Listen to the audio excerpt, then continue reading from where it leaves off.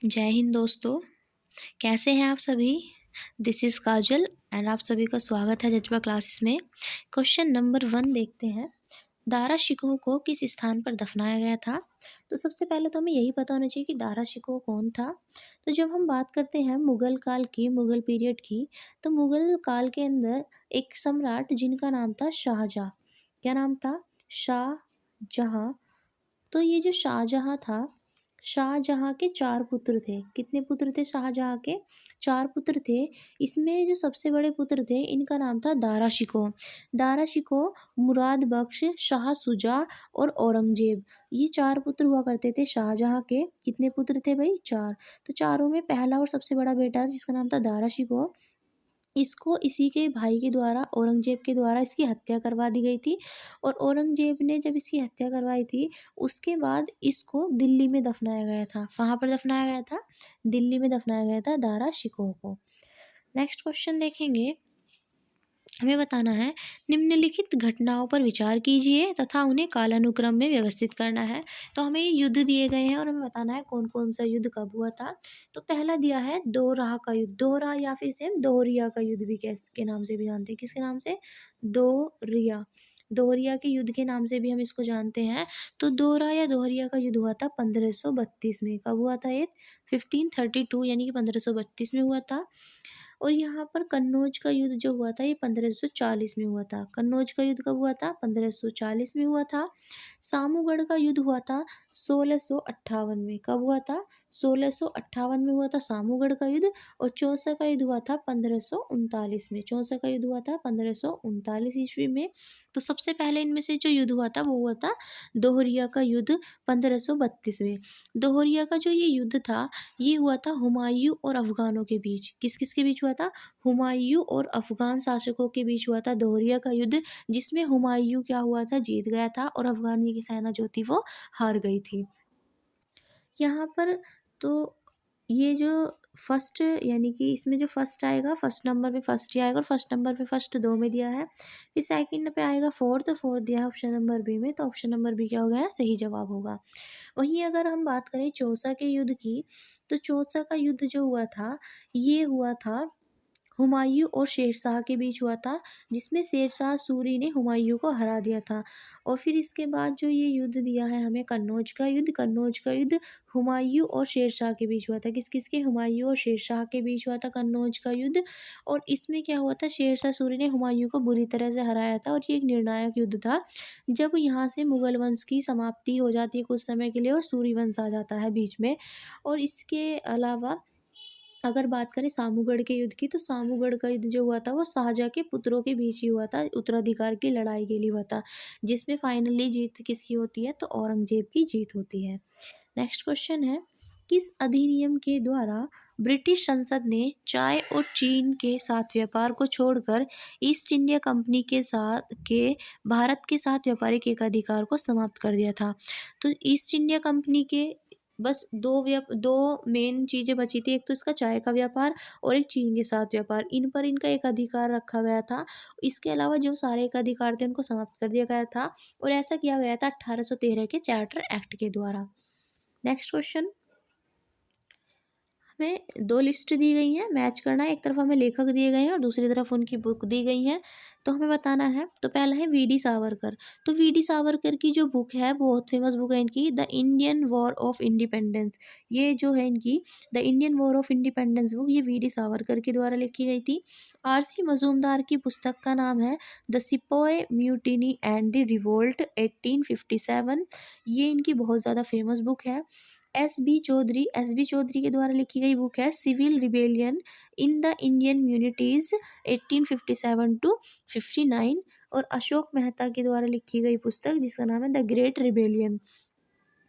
तो मैच करेंगे, फर्स्ट का क्या है, सेकंड है, तो फर्स्ट का सेकंड क्या है हमें ए और बी में। सेकंड का है थर्ड, सेकंड का थर्ड भी हमें ए बी दोनों में दिया है। अब फिर देखना है थर्ड, और थर्ड का क्या है हमारा, थर्ड का है फोर्थ, और थर्ड का फोर्थ दिया है ऑप्शन नंबर ए में। तो ऑप्शन नंबर ए क्या होगा यहाँ पर? सही जवाब होगा। नेक्स्ट क्वेश्चन दिया है हमें, निम्नलिखित में से कौन सा युग्म सुमेलित नहीं है। तो इनमें से हमें बताना है कौन सा इनमें से सुमेलित नहीं है। 3 इनमें से सुमेलित है और 1 सुमेलित नहीं है। तो पहला दिया है हमें लाहौर प्रस्ताव।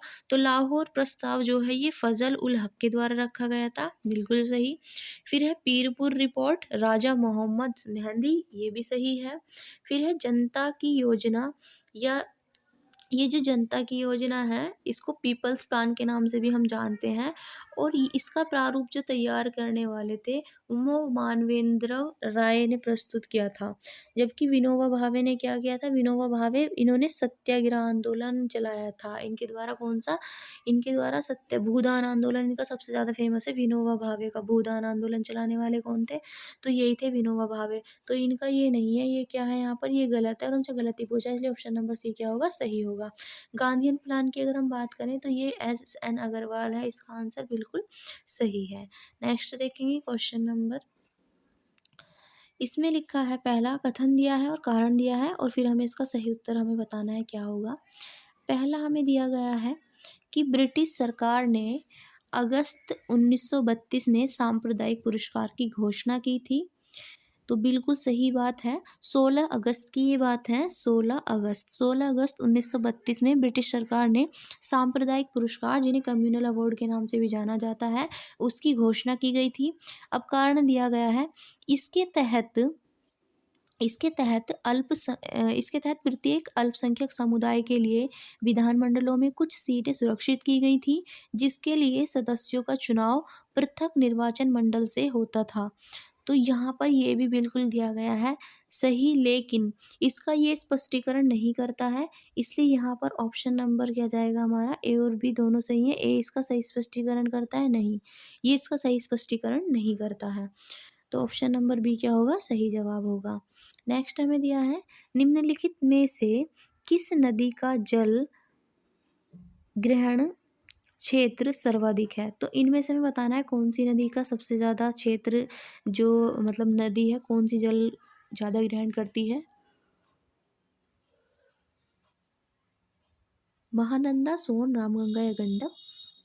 तो सोन नदी का जो जल ग्रहण करने का क्षेत्र है वो सबसे ज़्यादा है, तो सोन क्या होगा यहाँ पर, सही जवाब होगा। नेक्स्ट है मल्लमपुझा बांध किस नदी पर अवस्थित है।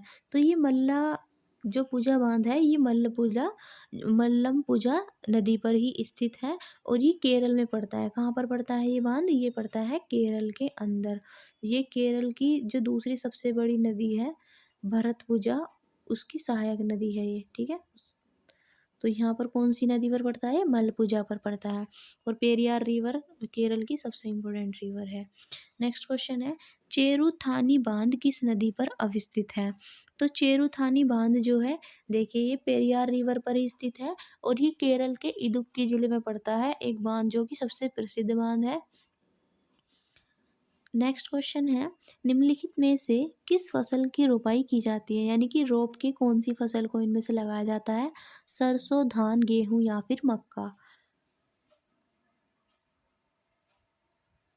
तो सरसों, गेहूं और मक्का, ये जो तीनों फसलें हैं इनकी बुआई की जाती है। इनको क्या किया जाता है, इनको बोया जाता है, इनकी की जाती है बुआई। जबकि धान की क्या की जाती है, रोपाई की जाती है। धान को रोप के लगाया जाता है। आपने देखा होगा पहले धान के लिए छोटे छोटे से पौधे उगाए जाते हैं, फिर उनको वहाँ से उखाड़ के फिर दूसरी जगह उनको शिफ्ट करके लगाया जाता है। तो धान के पौधों की क्या की जाती है, रोपाई की जाती है। तो ऑप्शन नंबर क्या होगा इसका, बी एकदम सही जवाब होगा। अब नेक्स्ट है, सिंगरौली लघु जल विद्युत परियोजना, ये हमें बतानी है कहाँ पर स्थित है। सिंगरौली मध्य प्रदेश, बिहार, छत्तीसगढ़ या फिर उत्तर प्रदेश। तो सिंगरौली जो ये योजना दी गई है, ये लघु जल विद्युत परियोजना है, ये उत्तर प्रदेश की है। और उत्तर प्रदेश के कौन से ज़िले में पड़ती है, तो सोनभद्र ज़िले में पड़ती है उत्तर प्रदेश की।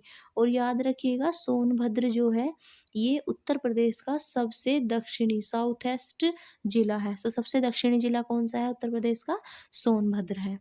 नेक्स्ट है, निम्नलिखित में से किस राज्य में काली मिर्च और इलायची का उत्पादन होता है। तो काली मिर्च और इलायची का उत्पादन किया जाता है हमारे सबसे ज़्यादा केरला के अंदर। किसके अंदर किया जाता है, केरल के अंदर किया जाता है। चलिए, तो आज की क्लास में इतने ही क्वेश्चंस हैं, बाकी फिर मिलते हैं कल एक नई वीडियो के साथ। तब तक के लिए अपना ध्यान रखिएगा। Bye bye, good night and take care.